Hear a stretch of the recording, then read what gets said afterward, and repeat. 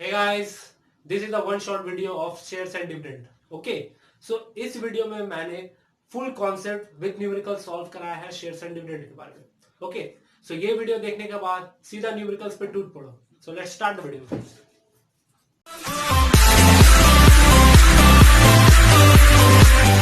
Guys, welcome to my YouTube channel. This is Akshay Kumar Sharma और आज की वीडियो में हम लोग पढ़ने जा रहे हैं शेयर्स एंड डिविडेंड.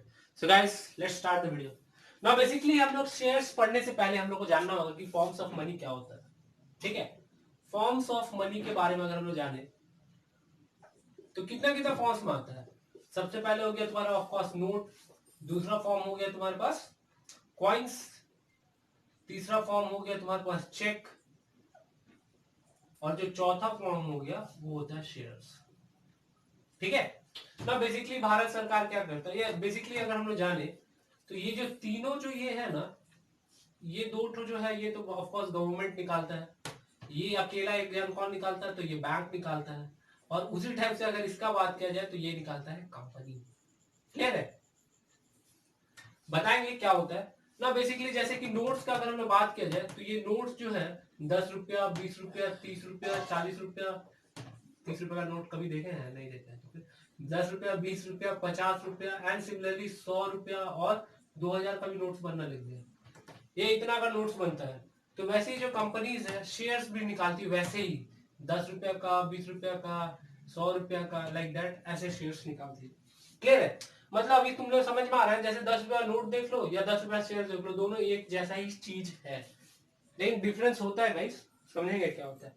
और क्या बताए कि नोट्स और जो कॉइन्स है वो बेसिकली गवर्नमेंट निकालता है. जो आरबीआई जो इसका ये लिया हुआ है, रिजर्व बैंक ऑफ इंडिया, वो बेसिकली इसके ऊपर में पूरा पूरी डिपेंड करता है कि कैसा कौन सा नोट्स निकालना है. जैसे कि आरबीआई इस साल, मतलब इस साल नहीं, जब डिमोनेटाइजेशन हुआ था तो 2000 का नोट्स निकाले थे ना.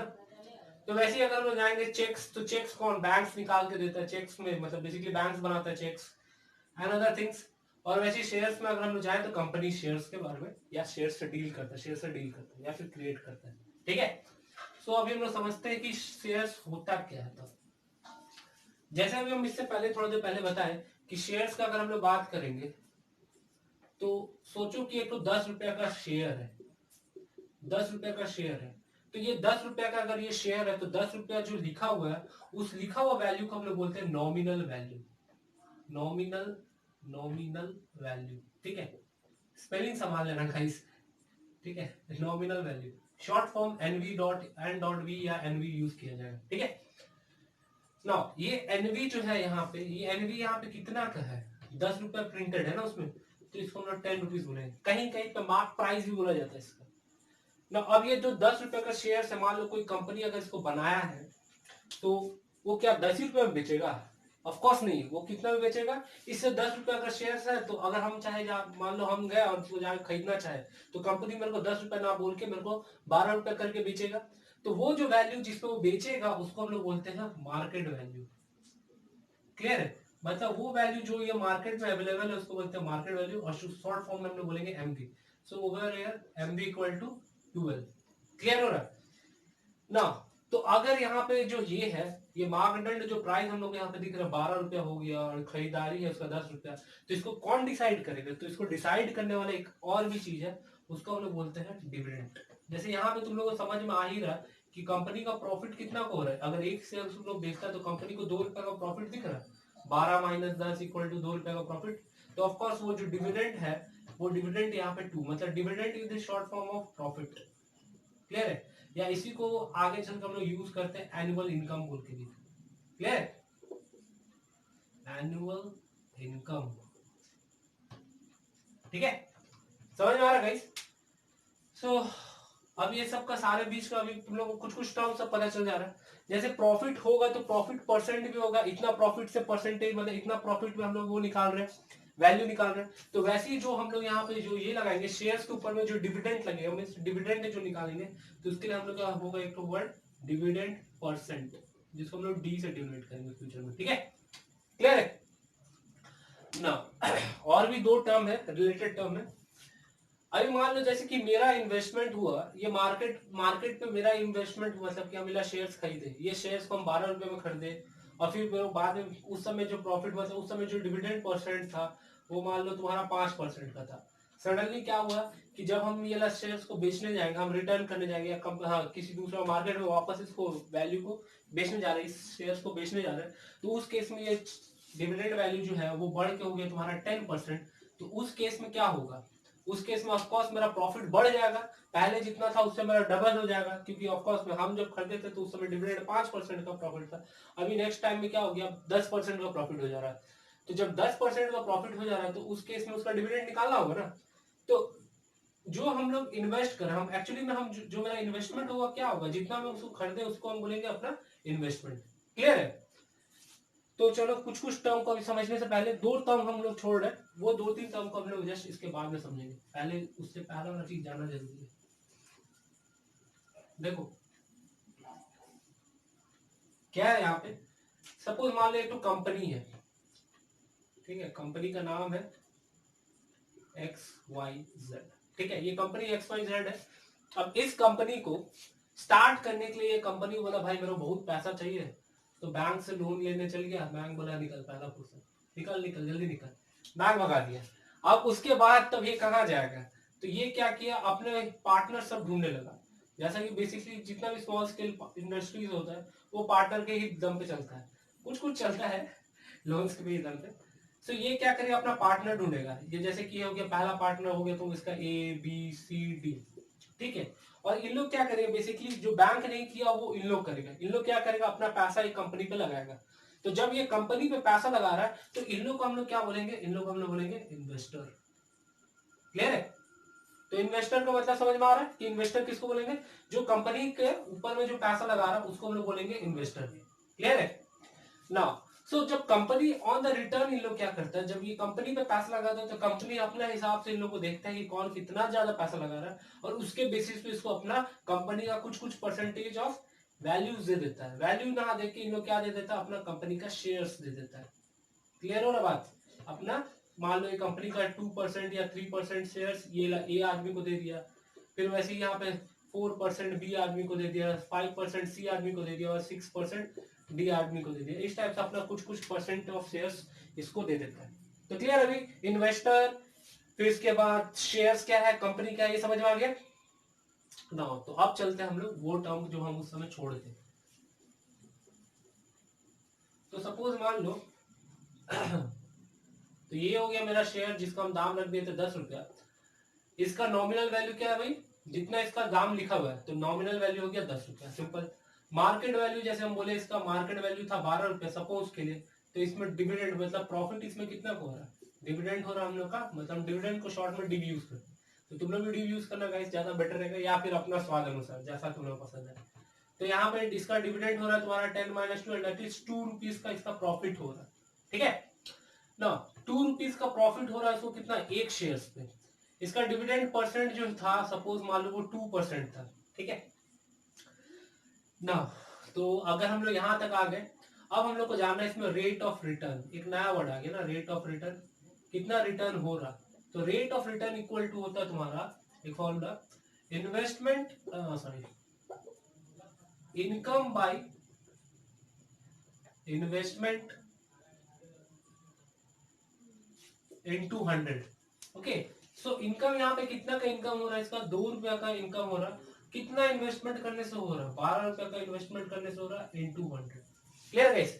एक चीज समझ में आया कि इन्वेस्टमेंट निकालने और ये जो भी वैल्यू आएगा, क्योंकि हमने यहाँ पे 100 लगा दिया है, तो ये वैल्यू जो होगा वो परसेंट में आएगा। शॉर्ट के लिए अभी हमें देखा जाए तो ये 100/6%। कैलकुलेशन तुम लोग का पास था तो तुमने निकाल लेना। क्लियर है ना? रेट ऑफ रिटर्न हम लोग को यहाँ पे समझ में आ गया, ये समझ में आ गया, सब कुछ समझ में आ गया। तो अब हम लोग को चलना है क्या, फॉर्मूला को डिराइव करने के लिए। यहीं से सारा फॉर्मूला डिराइव करते हैं ना। सबसे पहला है, अगर मान लो कि यहाँ पे तो हमने बात करें एक शेयर्स का, अगर एक से बहुत ज्यादा शेयर्स हो तो उस केस में हम लोग डिविडेंड कैसे निकालेंगे। तो उस केस में डिविडेंड निकालना है तो div equal to D/100, of course percent है तो परसेंट को हटाने के लिए D/100 into nominal value into n is the number of shares. बात समझ में आ रहा है? यहाँ पे जैसे हम लोग डिव निकाले ना, डिव इक्वल टू यहाँ पे 2 आया था, तो कैसे आया था, 2% डिव हो गया, परसेंट को हटाया तो नीचे 100 इंटू एक नॉमिनल वैल्यू कितना था 10, तो ऑफ कोर्स ये सब कैंसिल आउट होगा। अच्छा यहाँ पे 0.2 आया था, अच्छा ठीक है, कोई दिक्कत नहीं। तो 0.2 आया था, हम लोग रैंडमली लिए थे तो कोई भी हो सकता है। तो 0.2 जैसे आया यहाँ पे डिविडेंड इतना उसका प्रॉफिट हुआ, तो वैसे ही अगर हम लोग ये एक शेयर का बात करें थे ना, यहाँ पे एक शेयर्स का बात करते हैं, अगर मान लो कि यहाँ पे n शेयर्स का बात हो रहा है तो इंटू, अगर हम लोग मान लो 100 शेयर का बात हो रहा है तो इंटू 100 कर देंगे, क्लियर है ना। तो वैसे यहाँ पे अगर n शेयर्स का बात किया जाए तो यहाँ पे इंटू n कर देंगे, क्लियर है। तो ये हुआ तुम्हारा डिविडेंड निकालने का पहला फॉर्मूला। नेक्स्ट अब हम लोग चलते हैं, वैसे ये रेट ऑफ रिटर्न का फॉर्मूला था। अब हम लोग चलते हैं, ये लो तुम्हारा रेट ऑफ रिटर्न का फॉर्मूला हो गया, ये दूसरा, ये पहला। अब हम लोग चलते हैं तीसरा में, जो कि है तुम्हारा मार्केट वैल्यू, इन्वेस्टमेंट कर्व। अगर इन्वेस्टमेंट निकालना है तो इन्वेस्टमेंट इक्वल टू हम लोग क्या करेंगे, जैसे ये 12 रुपए का शेयर है, एक शेयर का दाम कितना है 12 रुपया, और हमको 100 शेयर खरीदना है, तो 100 शेयर खरीदना है तो हम लोग क्या करेंगे 12 इंटू 100 मतलब कि 1200, क्लियर है। तो इन्वेस्टमेंट इक्वल टू ये ना जो 12 that is market value into number of shares कर देंगे तो मेरा इन्वेस्टमेंट आ जाएगा। सिंपल है गाइस, बड़ी आसान चीज था। थर्ड फोर्थ इसी को थोड़ा सा ले लेता, अगर नंबर ऑफ शेयर्स निकालना हो तो उसको ऐसा भी बोल सकते हैं, investment by market value, clear. Investment ये मार्केट वैल्यू नीचे नहीं दी, equal to number of shares. और वैसे ही अगर हम लोग एक और चीज देखा जाए, डिविडेंड निकालने चल जाए, अगर हम लोग पास यहाँ पे नॉमिनल वैल्यू दिया हुआ है और वहां पे नंबर ऑफ शेयर्स निकालना है, और ये इसमें से कुछ एक टर्म दिया, तो हम लोग यहाँ से भी नॉमिनल वैल्यू का मतलब नंबर ऑफ शेयर्स का एक फॉर्मूला बना सकते हैं। एन को यही छोड़ दिया, ये 100 ऊपर नीचे डी इंटू एन हो गया, तो div into 100 D into nominal value, ये भी एक फॉर्मूला बन गया, ये हो गया नंबर ऑफ शेयर्स निकालने का, क्लियर गाइस। एंड फाइनली जो कि था हम लोग का लास्ट वाला, that is rate of return. ये रेट ऑफ रिटर्न हम पहले ही सिखा दिए थे। तो रेट ऑफ रिटर्न मतलब क्या होता है, बेसिकली तुम्हारा इनकम कितना हुआ इन्वेस्टमेंट पे, इनकम बाय इन्वेस्टमेंट इनटू 100% कर देंगे तो वो आ जाएगा तुम्हारा rate of return. Hope you guys कि तुम लोग समझ में आए, ठीक है। सो केसेस के ऊपर में हमारे अगर हम चले तो देखो बेसिकली केसेस क्या है, अगर सोचो कि मेरा नॉमिनल वैल्यू और मार्केट वैल्यू मतलब 10 रुपए का शेयर 10 रुपए में बिके, अगर ये ऐसा कंडीशन आता है तो इस कंडीशन को हम लोग बोलते हैं एट पार। पार मतलब जब मेरा नॉमिनल वैल्यू और मार्केट वैल्यू सेम रहेगा तो उस केस को हम लोग बोलेंगे एट पार, ठीक है। ये था तुम्हारा केस नंबर 1। दूसरा केस में अगर मान लो तुम्हारा अगर नॉमिनल वैल्यू जो है वो ग्रेटर देन रहा तुम्हारा मार्केट वैल्यू से, तो उसको हम लोग बोल सकते हैं बिलो पार, ठीक है, बिलो पार, ठीक। और वैसे ही अगर हम लोग का, या फिर हम लोग बोल सकते हैं बिलो प्रीमियम और बिलो प्रीमियम। नेक्स्ट वैसे ही अगर हम लोग इसमें जाए, मार्क नॉमिनल वैल्यू अगर तुम्हारा लेस देन मार्केट वैल्यू से रहा या फिर मार्केट वैल्यू बढ़ा रहा तो उस केस में बोलेंगे अबव पार या फिर अबव प्रीमियम। इसका मतलब क्या होगा, ये वाला केस में क्या होगा, जब ये एट पार वाला केस होगा ना तो 100 रुपया का अगर तुम्हारा ये शेयर्स का दाम है तो उसको तुम खरीदेगा भी कितना में 100 रुपए में। ये वाला केस में अगर आ गए तो यहाँ पे क्या है, नॉमिनल वैल्यू बढ़ा रहा है, मतलब 100 रुपए का शेयर जो रहेगा वो तुम 90 रुपए में खरीद रहा, क्लियर है, 90 रुपए में खरीद रहा, तो उसको बोल देंगे तुम्हारा बिलो पार। मतलब कि तुम्हारा जो ये जो बैलेंस है, मतलब जो पार वैल्यू है, मतलब कि तुम्हारा जो नॉमिनल वैल्यू है उससे नीचे, इसलिए बोल रहे बिलो पार या बिलो प्रीमियम। और वैसे ही अगर हम लोग चल जाएंगे तुम्हारे अबव पार में, तो ये वाला केस में क्या है कि अगर हम लोग 100 रुपए में 100 रुपए का शेयर है तो उसको हम लोग खरीद रहे 120 रुपए या उससे मोर देन 100 रुपया, क्लियर है। नेक्स्ट यही पे एक और टर्म है जो हम लोग को जानना है। टर्म मतलब क्या बोले, इस टाइप का चीज अगर हम लोग को ये दिया रहेगा प्रॉफिट, अगर मान लो कि हम लोग का नॉमिनल वैल्यू हम लोग का दिया है 100 रुपीज और बोल रहे जो मार्केट वैल्यू है ना वो 20% अबव लिस्टेड प्राइस है, ठीक है। थोड़ा हैंडराइटिंग को थोड़ा संभाल लेना और स्पेलिंग देख लेना गाइस, दिक्कत हो सकता है लिस्टेड प्राइस, लेकिन हम कोशिश कर रहे हैं मेरा हैंडराइटिंग सुधारने का। तो 20% अबव लिस्टेड प्राइस बोला, तो इसका मतलब क्या है ना कि ये तो तुम 100 लेगा ही लेगा, प्लस मतलब नॉमिनल वैल्यू ले लिया plus 20% of nominal value that is 100 cancel out हो गया तो 120 that is your answer, clear है। मतलब मार्केट वैल्यू हो जाएगा ये। कहीं कहीं पे डैट ये भी बोलता है कि 20 रुपीज अबव पार, अगर ऐसा भी लिख दिया तो 20 रुपीज अबव पार अगर ऐसा भी बोला, या फिर 20 ना बोलकर हम सपोज यहाँ पे 30 ले रहे, नहीं तो दोनों सेम हो जाएगा, ₹30 अबव पार अगर बोलता मार्केट वैल्यू को, तो उस केस में मार्केट वैल्यू क्या लेते हैं, जो नॉमिनल वैल्यू है, जो पार वैल्यू है, जो कि 100 है, प्लस ₹30 यहाँ पे डायरेक्टली ऐड कर देते हैं, जो कि हो जाता है ₹130। देखो गाइस, यहाँ पे दो कंफ्यूजिंग वाला पार्ट रहता है कि 20% दे रहा तो भी वहां पे 120 आ रहा, और जब हम लोग 30% मतलब 30% अबव पार को, बहुत लोग होता है कि नॉमिनल वैल्यू 100 लेके अडेड मार्केट वैल्यू को 30 बैठा देता है, तो वो गलती नहीं करना है। यहाँ पे कंडीशन को अच्छा से पढ़ना है कि ₹30 अबव पार। बेसिकली अगर तुम इसमें देखेगा ना, तो शेयर्स एंड डिविडेंड में कुछ नहीं होता। शेयर्स एंड डिविडेंड में मेन वो जो क्वेश्चन जो होता है ना, पढ़ने का तरीका इंपॉर्टेंट है। अगर तुम लोग ढंग से क्वेश्चन को पढ़ पाएगा ना, तो तुमको ज्यादा अच्छा समझ में आएगा। सो गाइस देखो, पहला क्वेश्चन यहाँ पे क्या दिया है, 15% of ₹100 shares, ₹100 shares at ₹145 means that. अब देखो, बहुत लोगों को लगता है कि नंबर ऑफ शेयर्स 100 दिया है। नहीं भाई, वो गलती ना करना। यहाँ पे रुपीज दे दिया, मतलब ये है नॉमिनल वैल्यू। नॉमिनल वैल्यू कितना है, ₹100। ना नेक्स्ट, यहाँ पे at 145 that is market value. Market value कितना, ₹145। देन उसके बाद ये ना जो दिया परसेंट, वो है तुम्हारा डिविडेंड परसेंट, मतलब डी। ठीक है, हम लोग डिविडेंड परसेंट को हम लोग डी से रिप्रेजेंट कर लेंगे, और डिविडेंड जो वैल्यू वाला जो आने वाला है उसको डिव से ये करेंगे, रिप्रेजेंट करेंगे। ठीक है, सो ये आ गया। तो सबसे पहले हम लोग को यहाँ पे ये क्वेश्चन समझ में आया कि हम लोग यहाँ पे है क्या, ये सारा उसका मीनिंग है। अगर हम इसका डिविडेंड निकाला जाए, तो डिविडेंड अगर हम लोग निकालेंगे, तो dividend equal to D/100 into nominal value, और यहाँ पे नंबर ऑफ शेयर्स तो नहीं दिया है, तो हम लोग नंबर ऑफ शेयर्स 1 मान लेते हैं, एन का वैल्यू। तो देयरफॉर 15/100 इंटू 100, जो कि आ जाएगा तुम्हारा ₹15। मतलब कि ये 100 रुपए का, ये जो तुम्हारा 100 रुपए वाला जो शेयर्स है, जो कि 145 रुपए में खरीदा गया है, उसमें प्रॉफिट कितना का हो रहा है, ₹15 का प्रॉफिट हो रहा है। इन्वेस्टमेंट अगर देखा जाए, तो इन्वेस्टमेंट यहाँ पे ऑफकोर्स, यहाँ पे इन्वेस्टमेंट भी हम लोग का नंबर ऑफ शेयर्स कितना है, 1 है, तो 145 इंटू 1 सिंपली 145 ही होगा। क्लियर है।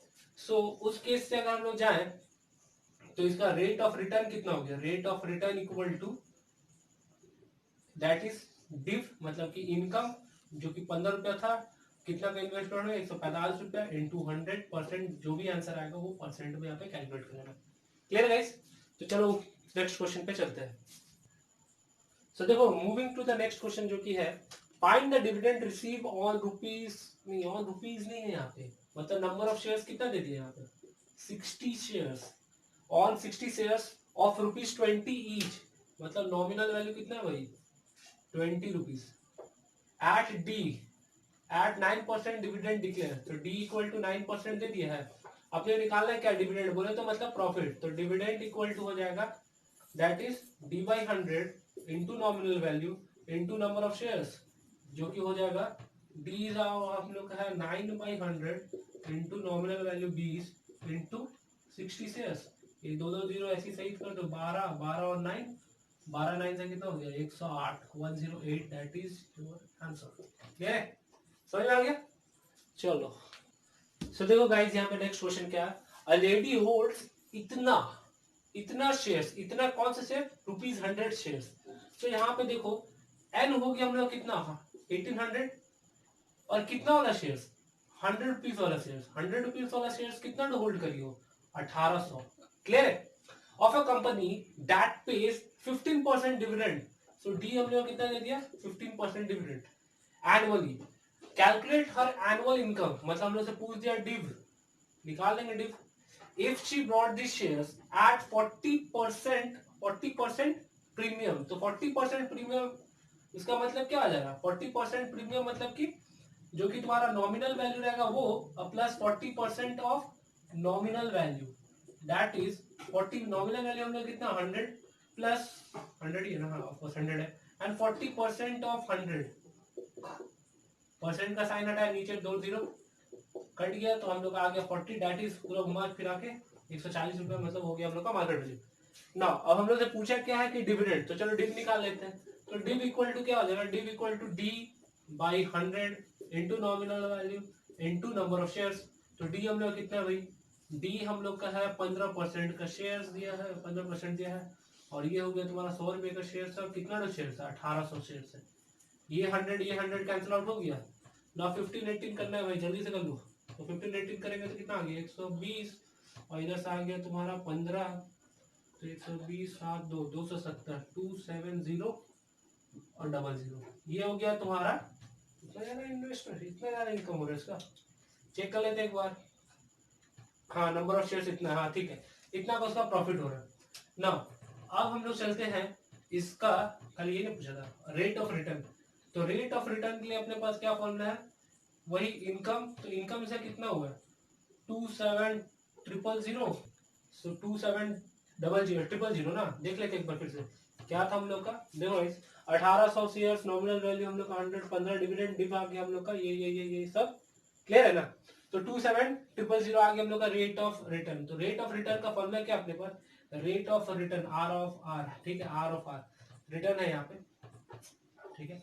तो rate of return equal to होता है तुम्हारा डिविडेंड बाय इन्वेस्टमेंट। तो इन्वेस्टमेंट हम लोग, सॉरी इन्वेस्टमेंट हम लोग कितना कर रहे हैं, तो इन्वेस्टमेंट का फॉर्मूला हम लोग क्या जानते हैं, इन्वेस्टमेंट इक्वल होता है मार्केट वैल्यू इनटू एन।